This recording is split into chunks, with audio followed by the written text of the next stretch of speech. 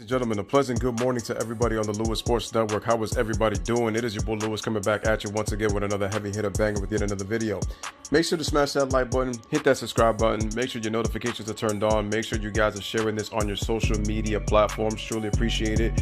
Also, make sure to comment down the video on the section below. Truly appreciate that. Hope everybody is having a wonderful Tuesday morning. So, I was just reading an article on Kareem Abdul-Jabbar, and he explains on basketballnetwork.net why he feels that LeBron James is not on the same level as Bill Russell or Wilt Chamberlain, and here's his explanation why. So, in the article, it says a few years ago, LeBron James talked about his Mount Rushmore of the NBA players, in which he included Michael Jordan, Magic Johnson, Larry Bird, and Oscar Robertson. Oh, and by the way, this article was written on October 5th, so this was just about 18 to 19 hours ago.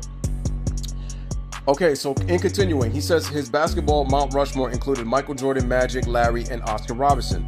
LeBron also commented on how he expects some of them to step down if he ever wins more championships and individual accomplishments after he retires from the NBA.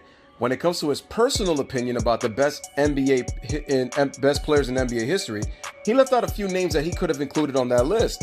Kareem Abdul-Jabbar is one of those players who deserves to be in the GOAT conversation, alongside a few other players from the 60s like Wilt Chamberlain and Bill Russell.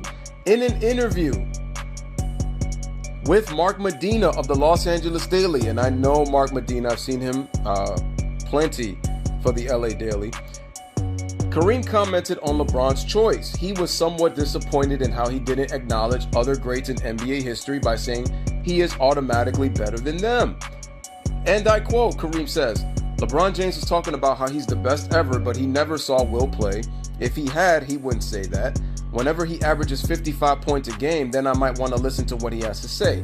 I'm not trying to put LeBron down. He's awesome. He's the best player in this era at this point. But he didn't see Bill Russell play. When his team wins 8 consecutive NBA championships, maybe I'll compare him to Bill Russell.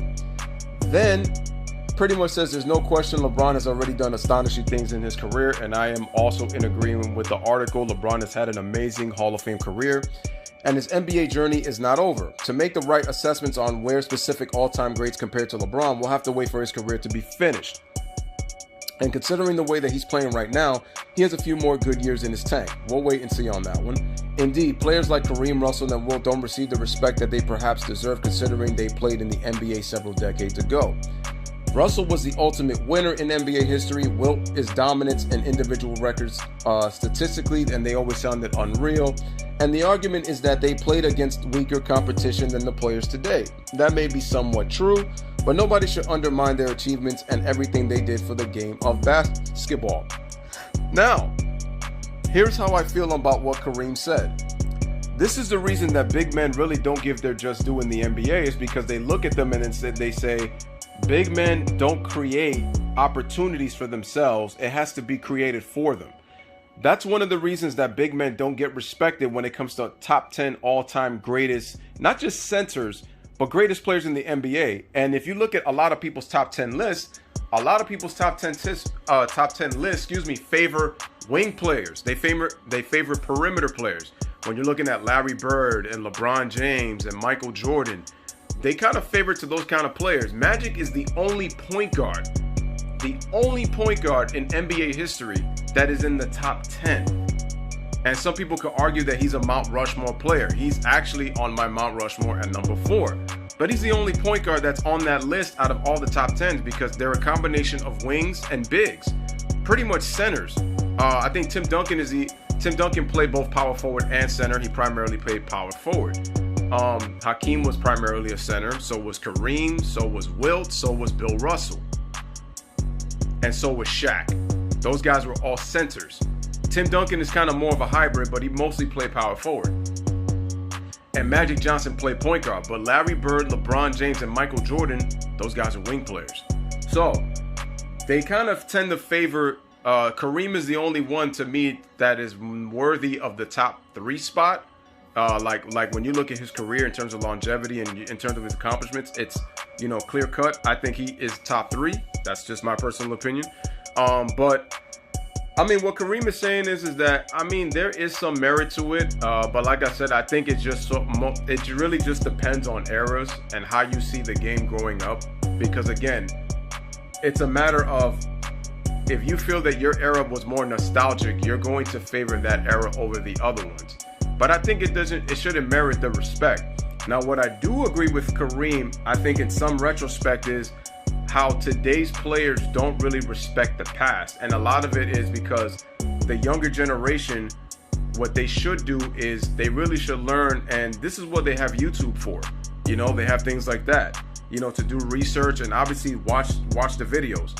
Obviously they didn't grow up in that time, but it's to learn and appreciate guys like the Moses Malones, the Dr. J's, you know, the Oscar Robertsons, the Isaiah Thomases, you know, the Kobe Bryants, the Jerry West, the Karl Malones, the Charles Barkleys, the Kevin Garnett's, you know, the Dirk Nowitzki's, the Dwayne Wade. That, you know, that's what it basically is about, like these all-time great players. The Adrian Dantleys, the Alex English. I could go on and on and on and on. The Robert Parishes, the Kevin McHale's. But my point is that it's a matter of appreciation of the past. And I think that's where Kareem is kind of going here. That it's kind of like, how does LeBron put himself just kind of above everybody else? Now, where do I have LeBron James? As I've said before, I think LeBron James is a top 10 player. People can disagree with me all they want, but it's subjective. Where would I properly place LeBron? If you ask my opinion, it would be anywhere from 6 to 10. I have him at 9, but I'm actually going to switch him to number 8 because I think even though he may have a 3-6 finals losing record in the finals, those 4 MVPs, the 3 NBA championships and 3 finals MVPs, they hold some merit. So you can't take that away from LeBron. So the 4 MVPs and the 3 NBA championships, they hold merit into where LeBron belongs in terms of the top 10.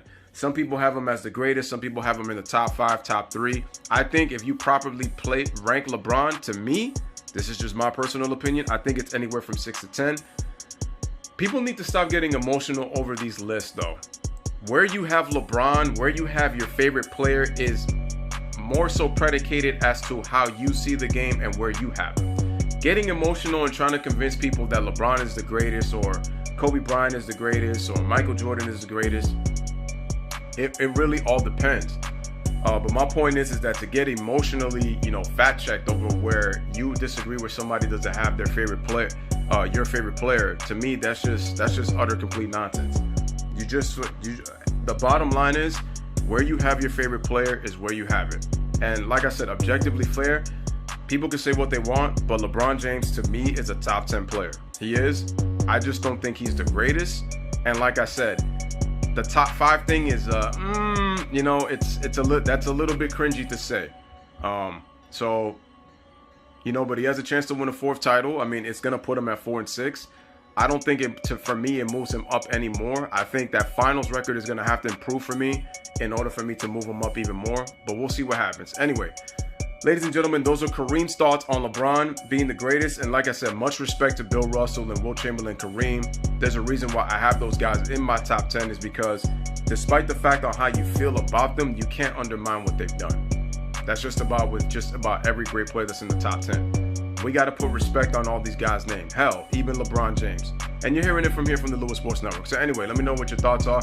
Bless up, live, laugh, love. Thank y'all for watching as always. And I will see you guys on the next one. Deuces.